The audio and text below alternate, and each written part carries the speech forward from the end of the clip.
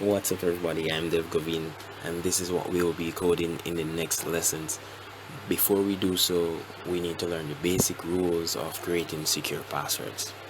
There are 4 basic rules we need to follow when creating secure passwords. The first one is to ensure that the password have a minimum of 16 characters.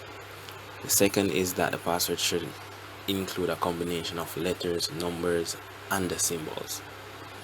Third, the password should be unique. It shouldn't have any consecutive letters, numbers, or symbols. And finally, it should not be in any logical order. It should be completely random. So it shouldn't say password 123 at. It should be completely scrambled and random. So according to the security.org website, it would take a computer a couple trillion years well to crack a password which follow these 4 basic rules.